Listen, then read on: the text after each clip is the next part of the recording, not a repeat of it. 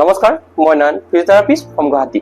আজি আমি এইটো ভিডিঅ'ত এনেকুৱা এটা গুৰুত্বপূৰ্ণ বিষয়ৰ ওপৰত আলোচনা কৰিম যে কোল্ড ড্ৰিংকছ খোৱাৰ ফলত আমাৰ শৰীৰত কেনেকুৱা ধৰণৰ ক্ষতি হ'ব পাৰে।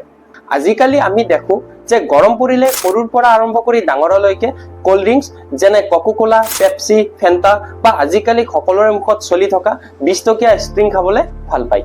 বা আজিকালি কোল্ড ড্ৰিংকছ খোৱাটো নিজকে স্মাৰ্ট দেখাবলৈ এটা ট্ৰেণ্ডৰ দৰে হৈ পৰিছে। কিন্তু এই পানীবোৰ আমাৰ স্বাস্থ্যৰ বাবে কিমান উপকাৰী সেইটো হয়তো বহুতৰে ধাৰণাই নাই। সেইবাবে আজিৰ ভিডিঅ'টোত মই বিজ্ঞানসন্মতভাৱে কোল্ড ড্ৰিংকছ খোৱাৰ ফলত আপোনালোকৰ দেহত কেনে ধৰণৰ ক্ষতি হ'ব পাৰে সেই বিষয়ে আলোচনা কৰিম। আহক আমি আজিৰ ভিডিঅ'টো আৰম্ভ কৰোঁ।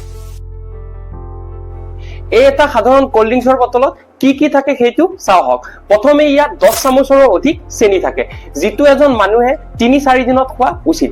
তাৰ সমান চেনি মানে 10 চামুচৰো অধিক চেনি আমি এই এটা বটলতে খাওঁ। ইয়াৰ উপৰিও কোল্ড ড্ৰিংকছত থাকে কাৰ্বন ডাই অক্সাইড, কৃত্ৰিম ৰং, ফ্লেভাৰ, কেফেন আৰু ফছফৰিক এচিড। এতিয়া আমি জানো আহক এইবোৰে আমাৰ দেহত কেনেদৰে ক্ষতি কৰে। যেতিয়া আমি এই পানীবোৰ বা কোল্ড ড্ৰিংকছ খাওঁ, ই আমাৰ ৰক্তত বা তেজত চেনিৰ পৰিমাণ হঠাতে বঢ়াই দিয়ে। ফলত ইনচুলিন ৰেজিষ্টেন্ট হোৱাৰ আশংকা থাকে, যিটো পিছলৈ ডায়েবেটিছলৈ ৰূপান্তৰিত হয়। লগতে ই আমাৰ দেহত চৰ্বি বৃদ্ধি কৰে, বিশেষকৈ আমাৰ পেটৰ চাৰিওফালে চৰ্বি জমা হোৱাৰ ই এটা মূল কাৰণ। লগতে ইয়াত থকা এচিডে আমাৰ দাঁতৰ এনামেল নষ্ট কৰি কেভিটি সৃষ্টি কৰে আৰু ফছফৰিক এচিডে হাড়ৰ পৰা কেলছিয়াম শোষণত বাধা দি হাড় দুৰ্বল কৰে। গতিকে যিবোৰে দিনক দিনে এইবোৰ খাই আছে তেওঁলোকৰ হাড়ৰ গঠন ঠিক নহবও পাৰে আৰু পিছলৈ অস্টিঅপৰচিছ হোৱাৰো সম্ভাৱনা থাকে। ইয়াৰ উপৰিও এই পানীবোৰে পাচন তন্ত্ৰৰ সমস্যাও সৃষ্টি কৰে, যেনে গেছ, পেট ফুলা বা ভোক নলগা ইত্যাদি। এতিয়া প্ৰশ্নটো হ'ল যে আমি গৰমত শৰীৰক ঠাণ্ডা কৰিবলৈ কি কৰিব লাগে? উত্তৰটো হ'ল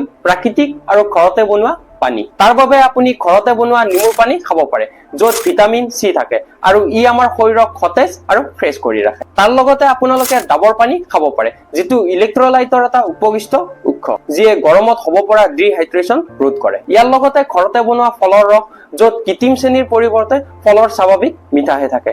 সেয়েহে প্ৰিয় দৰ্শক, আজিৰ পৰাই সিদ্ধান্ত লওক কোল্ড ড্ৰিংকছ নোখোৱাৰ আৰু স্বাস্থ্যকৰ বিকল্প বাছি লওক। আপোনাৰ সন্তান, পৰিয়াল আৰু চুবুৰীয়াকো এই ভিডিঅ'টোৰ দ্বাৰা সজাগ কৰক আৰু কমেন্টত লিখক যে আপোনালোকে এদিনত কিমান বটল কোল্ড ড্ৰিংকছ খায় আৰু আপোনালোকে এনেকুৱা মানুহ দেখিছেনে যে এই গৰমত কোল্ড ড্ৰিংকছ নহলে চলিবই নোৱাৰে।